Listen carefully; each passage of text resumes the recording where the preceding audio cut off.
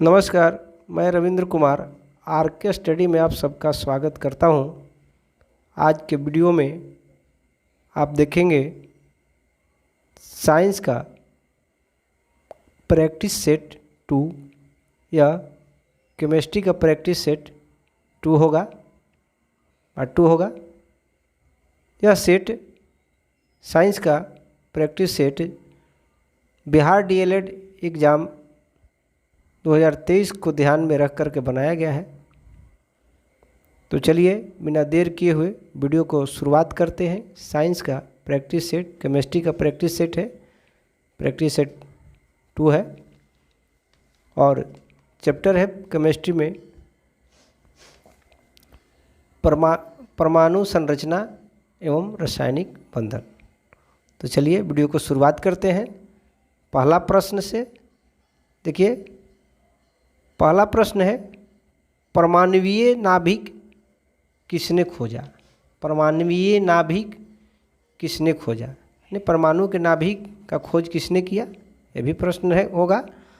तो देखिए उत्तर विकल्प है, पहला विकल्प है न्यूटन, दूसरा विकल्प है आइंस्टाइन, तीसरा विकल्प है रदरफोर्ड और चौथा विकल्प है डाल्टन। तो यहाँ परमाणु के नाभिक की खोज रदरफोर्ड ने किया था। उत्तर विकल्प सी लगा लेंगे, तो उत्तर विकल्प सी होगा रदरफोर्ड में। आप पढ़े भी होंगे केमिस्ट्री में रदरफोर्ड के नाभिकीय सिद्धांत, तो किस तरह से नाभिक की खोज किए उसके बारे में डिटेल से पढ़े भी होंगे। तो परमाणु के नाभिक की खोज रदरफोर्ड ने किया था, तो सी विकल्प सही होगा। चलिए अगला प्रश्न, दूसरा प्रश्न को देख लेते हैं। दूसरा प्रश्न है किसी तत्व का रासायनिक गुण कौन तय करता है। किसी तत्व का रासायनिक गुण कौन तय करता है।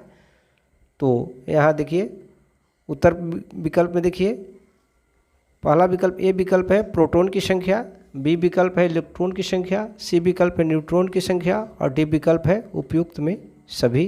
तो यहाँ उत्तर विकल्प होगा बी इलेक्ट्रॉन की संख्या। यहाँ लगा लेंगे इलेक्ट्रॉन की संख्या। चलिए तीसरा प्रश्न पर चलते हैं। तीसरा प्रश्न को देख लेते हैं। तीसरा प्रश्न है पुरानी किताबों का कागज़ भूरा क्यों हो जाता है। कहते हैं जब ज़्यादा दिन किताब खरीदे हुए हो जाता है, 2 साल 4 साल 5 साल 10 साल हो जाता है, या कॉपी को देखते हैं कि 5 साल 10 साल हो जाता है तो पीला पड़ जाता है या भूरा हो जाता है। तो आखिर क्या कारण है कि ऐसा हो जाता है, भूरा पड़ जाता है। तो देखिए विकल्प है ए लगातार उपयोग से, बी स्वांतन की कमी से, सी धूल जम जाने से और डी सेलुलोज के ऑक्सीकरण से, सेलुलोज के ऑक्सीकरण से। तो यहाँ होगा सेलुलोज के ऑक्सीकरण से, डी विकल्प सही होगा। पुरानी किताब का भूरा होना या फिर पुराने कॉपियों का भूरा होना सेलुलोज का के ऑक्सीकरण से होगा, डी विकल्प सही होगा। तो चलिए अगला प्रश्न पर चलते हैं। चौथा प्रश्न को देख लेते हैं। रासायनिक बंध कितने प्रकार के होते हैं। तो यहाँ देखिए रासायनिक बंधन कितने प्रकार के होते हैं। ए विकल्प है 2, बी विकल्प है 3, सी विकल्प है 4, डी विकल्प है 5। तो यहाँ रासायनिक बंधन 3 प्रकार के होते हैं। आपको रासायनिक बंधन में पढ़िएगा तो रासायनिक बंधन 3 प्रकार के होता है, इलेक्ट्रोवायलेंट बॉन्ड, कोवैलेंट बॉन्ड और कोऑर्डिनेट बॉन्ड, ये 3 प्रकार का होता है। तो याद रखेंगे बी विकल्प सही होगा, रासायनिक बंधन 3 प्रकार का होता है। चलिए पांचवा प्रश्न पर चलते हैं। पांचवा प्रश्न को देख लेते हैं। प्रकृति में कितने अक्रिय गैस हैं। प्रकृति में अक्रिय गैस की संख्या कितने हैं। तो उत्तर विकल्प को देख लेते हैं। ए विकल्प है 4, बी विकल्प है 5, सी विकल्प है 6 और डी विकल्प है 8। तो यहाँ प्रकृति में अक्रिय गैसों की संख्या 6 होता है। और देखिए पीरियोडिक टेबल में देखेंगे तो अक्रिय गैस जो होता है उसकी संख्या 6 है, जिसमें देखिए हीलियम, नियोन, आर्गन, क्रिप्टन, जेनन और रेडॉन होता है, ये 6 होता है। तो विकल्प सी को सही करिएगा कि अक्रिय गैसों की संख्या 6 होता है। चलिए अगला प्रश्न पर चलते हैं। अगला प्रश्न को देख लेते हैं। इलेक्ट्रॉन की खोज किसने किया। इलेक्ट्रॉन की खोज किसने किया। उत्तर विकल्प में देखिए, ए विकल्प है जे थॉमसन, बी विकल्प है डाल्टन, सी विकल्प है जेम्स चैडविक और डी विकल्प है आइंस्टीन। तो यहाँ इलेक्ट्रॉन की खोज करने वाले हैं वैज्ञानिक जे थॉमसन, ए विकल्प सही होगा। तो ये विकल्प लगा लीजिए, जे थॉमसन इलेक्ट्रॉन की खोज किए हैं। चलिए 7वां प्रश्न पर चलते हैं। 7वां प्रश्न को देख लेते हैं कि न्यूट्रॉन की खोज किसने किया। न्यूट्रॉन की खोज किसने किया, तो देखिए यहाँ न्यूट्रॉन की खोज किसने किया। ए विकल्प है रदरफोर्ड, बी विकल्प है जेम्स चैडविक, सी विकल्प है डाल्टन और डी विकल्प है न्यूटन। तो यहाँ न्यूट्रॉन की खोज जेम्स चैडविक ने किया था, बी विकल्प सही होगा, बी विकल्प लगा लीजिए। चलिए आगे देखते हैं, 8वां प्रश्न को देखते हैं। 8वां प्रश्न देखिए, पोटेशियम, तो ये पोटेशियम का परमाणु क्रमांक कितना होता है। देखिए पोटेशियम का परमाणु संख्या पूछा जा रहा है, परमाणु संख्या कितना होता है। तो ए विकल्प है 9, बी विकल्प है 19, सी विकल्प है 29 और डी विकल्प है 39। तो पोटेशियम का परमाणु संख्या होता है, परमाणु क्रमांक होता है बी विकल्प 19 को सही कर लीजिएगा। तो चलिए 9वां प्रश्न पर चलते हैं। 9वां प्रश्न को देखते हैं। 9वां प्रश्न है, सबसे बाहरी कक्षा में इलेक्ट्रॉनों की अधिकतम संख्या कितनी होती है। सबसे बाहरी कक्षा में इलेक्ट्रॉनों की अधिकतम संख्या कितनी होती है। तो सबसे बाहरी कक्षा में इलेक्ट्रॉन की संख्या देखिए, विकल्प ए में है 5, विकल्प बी 6, विकल्प सी में 7, विकल्प डी में 8। तो सबसे बाहरी कक्षा में, जिसे संयोजित इलेक्ट्रॉन कहते हैं, outermost of the shell कहते हैं, उसमें सबसे ज़्यादा इलेक्ट्रॉन बाहरी कक्षा में इलेक्ट्रॉनों की संख्या अधिकतम 8 रहेगा। सबसे बाहरी कक्षा में इलेक्ट्रॉनों की अधिकतम संख्या 8 होगा। तो डी विकल्प को सही कर लेंगे। चलिए अगला प्रश्न पर चलते हैं। अगला प्रश्न को देख लेते हैं। किसी परमाणु में उपस्थित न्यूक्लियॉन, किसी परमाणु में उपस्थित न्यूक्लियॉन की संख्या को क्या कहते हैं। तो चलिए विकल्प देखते हैं। ए विकल्प है द्रव्यमान संख्या, बी विकल्प है परमाणु संख्या और सी विकल्प है परमाणु द्रव्यमान और डी विकल्प है इनमें से कोई नहीं। तो यहाँ देखिए, किसी परमाणु में उपस्थित न्यूक्लियॉन की संख्या को क्या कहते हैं। तो किसी परमाणु में उपस्थित न्यूक्लियॉन की संख्या को द्रव्यमान संख्या कहा जाता है। ए विकल्प सही होगा। यहाँ देखिए ए विकल्प सही कर लेंगे। चलिए आगे बढ़ते हैं, अगला प्रश्न पर चलते हैं।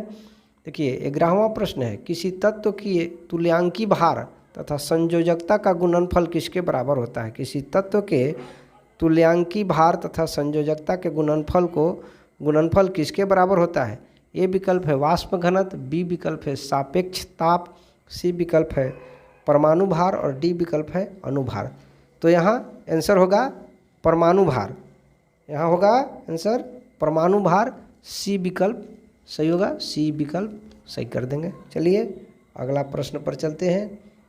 12वां प्रश्न है, जे थॉमसन को भौतिक शास्त्र में नोबेल पुरस्कार कब मिला था। देखिए यहाँ जे थॉमसन इलेक्ट्रॉन के खोज किए थे जे थॉमसन, इसके लिए उन्हें नोबेल पुरस्कार मिला था। देखिए कब मिला था। ए विकल्प है 1935, बी विकल्प है 1906, डी विकल्प है 1806 और डी विकल्प है 2001। तो यहाँ आंसर होगा 1906 में जे थॉमसन को नोबेल पुरस्कार मिला था। बी विकल्प सही होगा, बी विकल्प।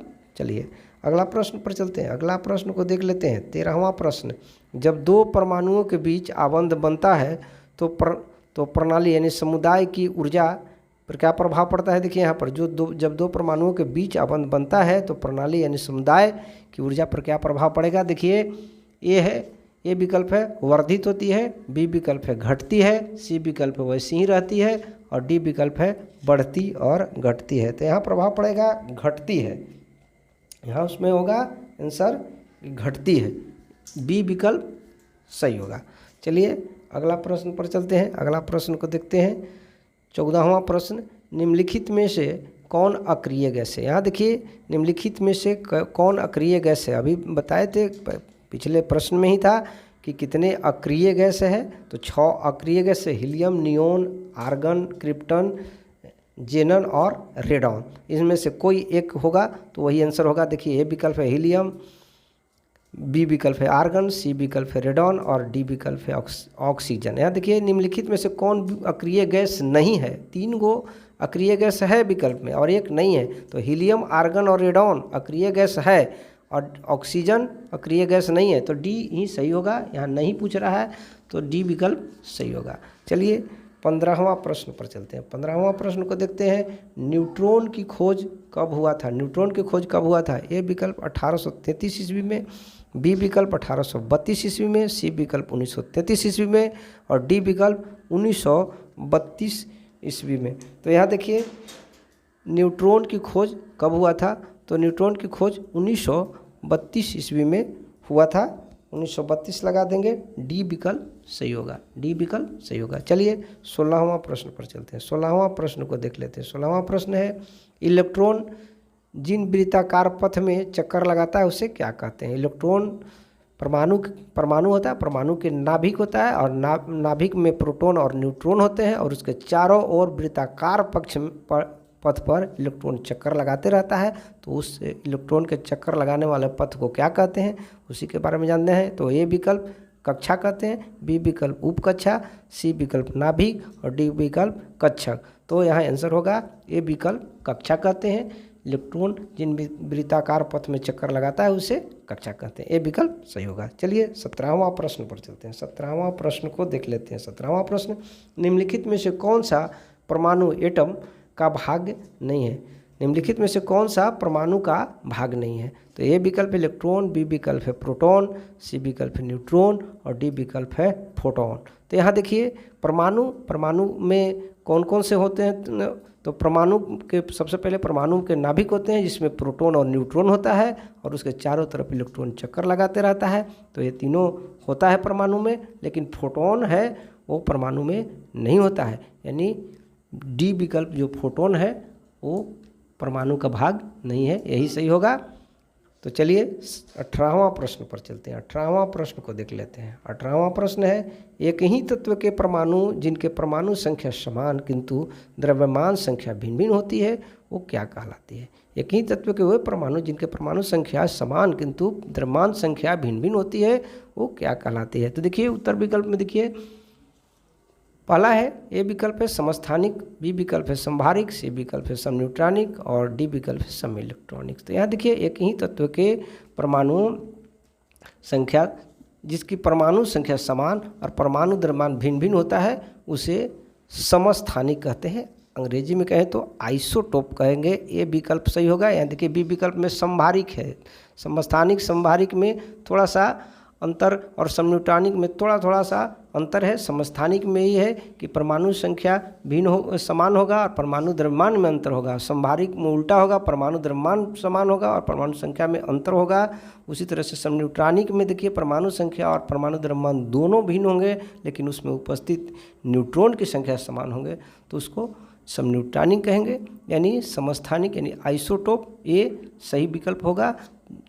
तो आ जाते हैं फिर प्रश्न पर आ जाते हैं। एक ही तत्व के परमाणु जिनके परमाणु संख्या समान होते हैं किंतु परमाणु द्रव्यमान भिन्न भिन्न होती है उसे समस्थानिक कहते हैं, आइसोटोप कहते हैं। ए विकल्प सही होगा। ए विकल्प यहाँ सही होगा। तो चलिए एक विकल्प लगाते हैं। चलिए अगला प्रश्न पर चलते हैं। अगला प्रश्न को देख लेते हैं। चलिए आइए अगला प्रश्न को देखते हैं। 19वां प्रश्न है, सोडियम का परमाणु क्रमांक क्या है? देखिए सोडियम का परमाणु संख्या पूछा जा रहा है। तो ए विकल्प 21, बी विकल्प 11, सी विकल्प 31 और डी विकल्प 12 है। तो यहाँ सोडियम का परमाणु संख्या 11 होता है। बी विकल्प सही होगा। चलिए 20वां प्रश्न पर चलते हैं। इस प्रैक्टिस सेट का अंतिम प्रश्न है। यह साइंस का प्रैक्टिस सेट है, केमिस्ट्री से लिया गया है जिसका प्रैक्टिस सेट 2 है और यह बिहार डीएलएड एंट्रेंस एग्जाम 2023 को ध्यान में रख करके बनाया गया है। तो आइए अंतिम प्रश्न पर चलते हैं। इस प्रैक्टिस सेट का 20वां प्रश्न है, एक ही प्रकार के परमाणु निम्न में से किस में मिलता है? एक ही प्रकार के परमाणु निम्न में से किस में मिलता है? तो ए विकल्प है खनिज यौगिक, बी विकल्प है खनिज मिश्रण, सी विकल्प है प्राकृतिक तत्व और डी विकल्प है उपयुक्त में से कोई नहीं। तो यहाँ सही होगा प्राकृतिक तत्व। प्राकृतिक तत्व यहाँ सही होगा। तो चलिए आगे बढ़ते हैं। तो ये था हमारा प्रैक्टिस सेट, साइंस का प्रैक्टिस सेट है, केमिस्ट्री से लिया गया था और ये प्रैक्टिस सेट 2 है। यहीं पर इस प्रैक्टिस सेट को समाप्त करते हैं और आगे जल्द ही केमिस्ट्री का प्रैक्टिस सेट 3 लेकर के आप लोग के बीच में आएंगे। तो वीडियो को हम समाप्त करेंगे यहीं पर। वीडियो देखने के लिए आप सबको बहुत बहुत धन्यवाद।